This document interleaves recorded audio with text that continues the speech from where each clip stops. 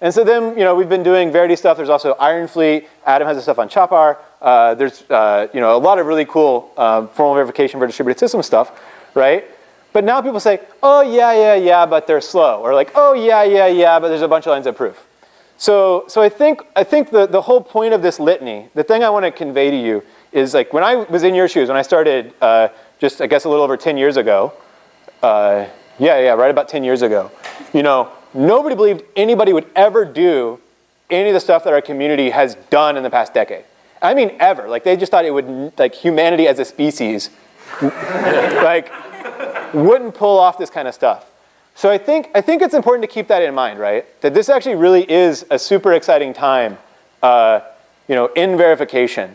And, every year people are publishing papers that people just, not that long ago, thought would never happen. So even though sometimes to do your job, you're just looking at this mountain of nasty LTAC,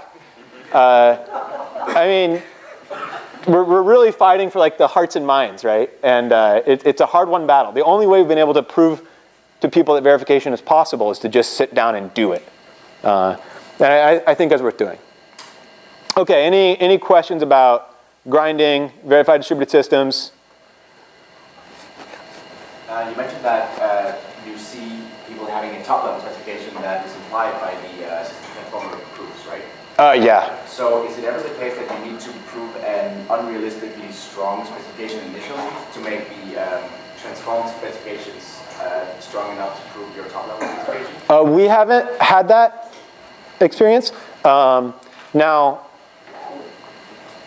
yeah, I guess I should, another thing we're going to talk about tomorrow is that there's a particular file in here you guys might want to go ahead and check out. It's called Lock Server Live, right? So everything we've been talking about so far has been safety.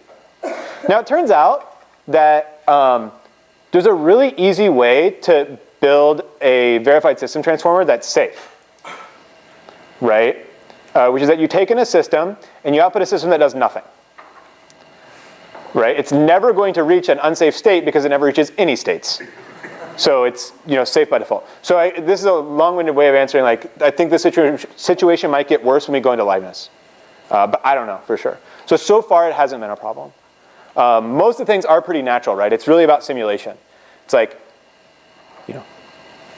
I take in an implementation for a fault model where I don't have duplicates. And what I can tell you is that, well, look, the state I'm in and the trace I'm in is as if that other system ran without duplicates. There might, and that's basically it. Or when there are crashes, right? There are things that you can prove in the ideal semantics when there are no crashes. There are things you can prove about the behavior of a system that just aren't provable in a system with crashes. And so that's where the wiggle room comes in. And the kinds of things you want to know about the end-to-end system. The kinds of systems and the kinds of properties that can distinguish are almost adversarial systems. Like, you have to sit down and think about, how would I know that I'm in a network semantics with failure? And build a system that knows how to figure that out, right? To sort of thwart these things. Or rather, how could my system tell if it's in a semantics that doesn't have failure? Build such a system, and then when you apply the transformer, you're not going to be able to get exactly that thing back out. That's a good question, though. That's important for usability. Yes? One of the things that both resulted from CompCert and also in Certicos was that in addition to just proving a large system, the authors, I think, would say that they learned a lot of structuring principle about their domain. So in CompCert, lots of intermediate languages, right. With new simulation relations maybe, and in Certicos, 57 abstraction layers and a new way to abstract things. Yeah. Similar principles that for distributed systems that you would say you've really learned that are new to the distributed systems community that result from your work. Okay, so I think there's sort of two things there. So one thing is, I think that with Certicos and CompCert, those design insights, I think, are specific to verified versions of compilers and OS kernels. Mm-hmm. I'm not sure that the Certicos people would go tell the Linux Foundation that they should restructure this way. I mean, maybe they will. I don't actually. We should ask. Is Zhang Xiao going to be around? He was here last week. Oh, okay. So I missed him. So maybe they would, right? And certainly, you know, I think it's unrealistic that GCC or LLVM are going to go to a CompCert model. So I would say that those insights are, in my mind at least, really about how to design. If you want to design for verification, you're going to design for something that is actually provable. How do you pull it off? So we're going to talk about that more tomorrow, actually. But there's actually a paper at CPP 2016 that's about this. And so just briefly, I mean, one of the big things is actually this bit that we talked about on this slide here, right? Is the fact that you can essentially extend the framework's verification capabilities with system transformers that stay within the current fault model. So you can do things like, you know, like, golly, I wish that my semantics just carried invariance around with it, right? You can build stuff like that for free in Verity.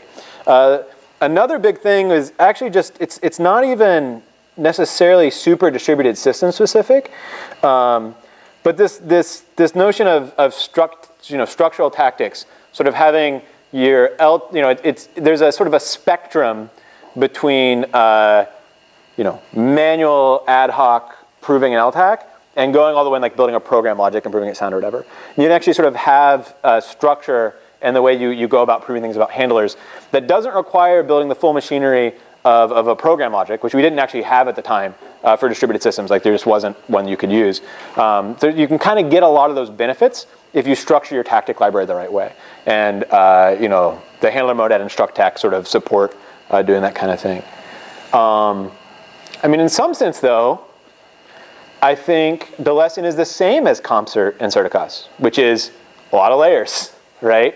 Like you do one thing at a time, you prove that thing, and you try to minimize the interactions. That minimizes the interactions between the things that happen in the proofs.